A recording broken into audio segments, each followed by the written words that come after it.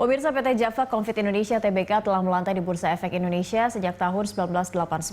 Rekan saya Julita Telambanua akan menyampaikan sejumlah informasi untuk Anda. Julita, silakan. Baik, terima kasih Cakri. Pemirsa, saham PT Java Confit Indonesia Tbk telah menjadi salah satu pilihan pelaku pasar di Bursa Efek Indonesia. Kita simak data ya pemirsa. Ini dia PT Java Confit Indonesia Tbk, kodenya adalah JPEFA, pencatatannya pada 23 Oktober 1989, pemirsa. Masuk ke papan utama, bidang usaha utamanya adalah animal feed, kemudian sektornya adalah basic industry and chemicals, kemudian subsektornya adalah animal feed. Nah, selanjutnya kita lihat siapa saja yang memegang saham dari JPEFA ini, yaitu Java Ltd, memiliki 52,43% atau 6,15 miliar lembar saham. Nah, kita bisa lihat di sini yang berwarna merah pemirsa. Kemudian masyarakat memiliki 46,98% saham atau sebanyak 5,5 miliar lembar saham. Ini dia posisinya, dan juga adalah saham treasury adalah 0,59% saham. Dan selanjutnya kita lihat bagaimana pergerakan harga saham dari JPEFA ini sejak awal tahun 2020.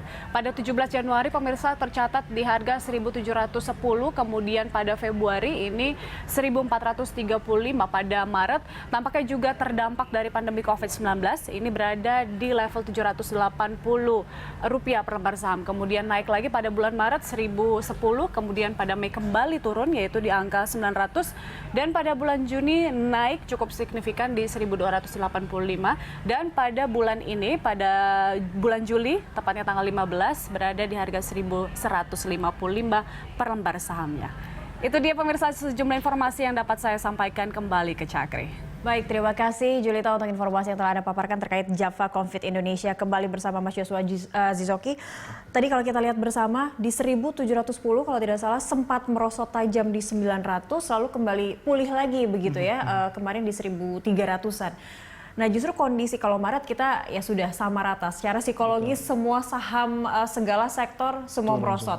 Tapi justru di Mei justru dia malah menurun lebih tajam lagi begitu di 900. Apa yang terjadi di kisaran saham Java? Ketika mencapai di 900 tadi kan perusahaan masih bimbang nih, apakah ke depan akan melakukan, satu dia mau corporate action itu adalah buyback saham. Yang kedua tiba-tiba di situ juga di saat yang sama dia mau melakukan namanya reg issue ataupun penambahan saham kembali. Nah, si investor masih bimbang apa yang harus dilakukan oleh si perusahaan ini kan. Satu memang harus menjaga harga sahamnya, makanya dia buyback. Yang satu tapi mau mengeluarkan saham baru kan, ini ada kontradiksi sedikit. Nah, makanya investor masih menunggu, dan ketika sudah selesai untuk rapat umum pemegang sahamnya dan juga ternyata kejadiannya adalah ke depan akan reg issue, dan reg issue ini dipandang bagus oleh para pelaku pasar, sehingga itulah kenapa harga sahamnya langsung melonjak naik begitu ya. Tapi kalau untuk dilihat dari saham Java yang sekarang ini nampaknya sudah 1.300, dan sejumlah analis juga merekomendasikan untuk buy. Kira-kira prospeknya seperti apa? Bagaimana Java bisa menjaga stabilitas harga sahamnya begitu? Oke, yang pasti sih secara perusahaan ya harusnya dia bekerja semaksimal mungkin lah ya. Tidak perlu lagi dia terlalu menjaga harga sahamnya, biar investor yang melihat ataupun investor menghukum ataupun mengasih reward kepada harga sahamnya kan. Dan kelihatan jikalau sekarang seperti sekarang Java manajemennya bagus, dan juga kalau kita lihat industrinya terus berjalan dan dia bisnisnya akan berekspansi lagi. Betul Mbak. Dan juga ekspansi terus kan ya. Tadi kita sudah bicara itu, dan melihat dari situ akan di-reward oleh si investor, harganya akan cenderung akan mengalami kenaikan. Ini istilahnya Java berarti tinggal ya sudah lempar saja ke pasar, tinggal menunggu hasil saja, karena di kondisi harga yang sudah stabil dengan kondisi yang juga dapat angin lah ya untuk Java untuk di sektor industrinya saat ini begitu dan dapat ini juga dapat angin segar dari harga ayam ya tadi kan. Pakan dia akan stabil kan, tapi di divisi boiler ini kan mengikuti harga ayam Mbak. Dan harga ayam sekarang di peternak ya itu masih sekitar 20 ribuan. Hopefully itu jauh di atas harga pokok produksinya dia yang sekitar 13 ribuan. Jadi margin itu akan cukup baik dan membantu si Java untuk mencetak keuntungan lebih banyak lagi. Lebih banyak lagi. Oke, nah terkait keuntungan yang lebih banyak lagi, kira-kira kita bisa memproyeksi pendapatan ataupun laba yang akan diperoleh Java untuk saat ini, masih sisa berapa bulan lagi, sedang dihantam pandemi, dan kedepannya akan seperti apa gambarannya? Oke, secara umum ya Mbak ya, tahun ini sih kita pikir walaupun Q1-nya sangat baik ya kan, tapi kan di Q2 ini kan sempat terjun bebas. Dan kenapa? Karena si investor juga memprediksi ke depan di Q2 lah itu pendapatannya akan tidak terlalu baik.